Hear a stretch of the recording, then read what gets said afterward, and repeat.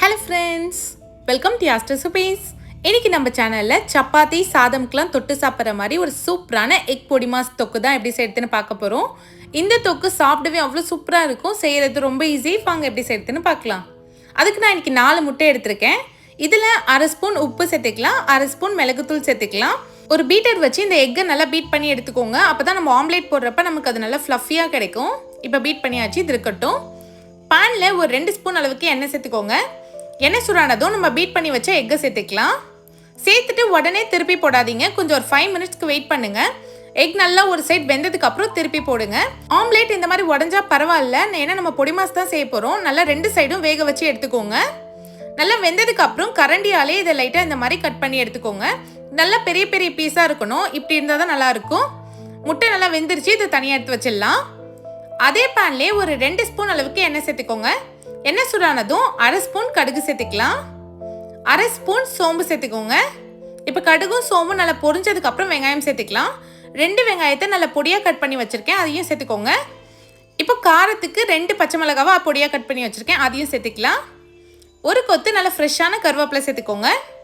இப்போ இதை நல்லா வதக்கி எடுத்துக்கலாம். வெங்காயம் பார்த்தீங்கன்னா நல்லா கண்ணாடி பதம் வர அளவுக்கு வதங்கணும். அப்போ தான் டேஸ்ட் நல்லாயிருக்கும் தொக்கு. இப்போ வதங்கட்டும். நல்லா வதங்கிடுச்சு. இதில் 1 ஸ்பூன் இஞ்சி பூண்டு பேஸ்ட் சேர்த்து நல்லா பச்சை வாசனை போகிற அளவுக்கு வதக்கி எடுத்துக்கோங்க. இப்போ நல்லா பச்சை வாசனை போயிடுச்சு. 2 தக்காளியை நான் பேஸ்ட்டாக அரைச்சி வச்சுருக்கேன், அதையும் இதோடு சேர்த்து நல்லா பச்சை வாசனை போகிற அளவுக்கு வதக்கிக்கலாம். தக்காளி எண்ணெய் பிரிஞ்சு அந்த கலர் சேஞ்ச் ஆகி வரணும். இதில் அரை ஸ்பூன் மஞ்சத்தூள் சேர்த்துக்கோங்க, 1 ஸ்பூன் தனி மிளகாத்தூள் சேர்த்துக்கலாம், 1 ஸ்பூன் மல்லித்தூள் சேர்த்துக்கோங்க, அரை ஸ்பூன் கரம் மசாலா, அரை ஸ்பூன் மிளகுத்தூள். இப்போ தேவையான அளவுக்கு உப்பு சேர்த்துக்கலாம். நான் 1 ஸ்பூன் அளவுக்கு உப்பு சேர்த்துருக்கேன். இதையும் நல்லா மிக்ஸ் பண்ணி விட்டுக்கோங்க.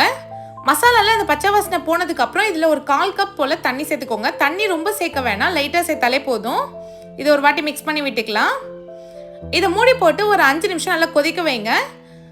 நல்லா இந்த மாதிரி எண்ணெய் பிரிஞ்சு வந்ததுக்கப்புறம் நம்ம ரெடி பண்ணி வச்சிருந்தோம் இல்லையா முட்டை பொடி மாஸ், அதை இதோட சேர்த்துக்கலாம். சேர்த்துட்டு எல்லாத்தையும் நல்லா ஒன்று சேர கலந்து விடுங்க. பொடி மாஸில் அந்த கிரேவி நல்லா ஒன்று சேர மிக்ஸ் ஆகி வரணும். இந்த மாதிரி லாஸ்ட்டாக கொஞ்சமாக கொத்தமல்லி தழை போட்டு சர்வ் பண்ணிங்கன்னா ஒரு அட்டகாசமான எக் பொடி மாஸ் கிரேவி ரெடி ஆயிடுச்சு. இது சாதம் சப்பாத்தின்னு 2த்துக்குமே தொட்டு சாப்பிட்டு அவ்வளோ சூப்பராக இருக்கும். கண்டிப்பாக ட்ரை பண்ணி பாருங்கள். இந்த வீடியோ உங்களுக்கு பிடிச்சிருந்தா மறக்காமல் யாஸ்ட் ரெசிபீஸ் சேனலை சப்ஸ்கிரைப் பண்ணிவிடுங்க. தேங்க்ஸ் ஃபார் வாட்சிங்.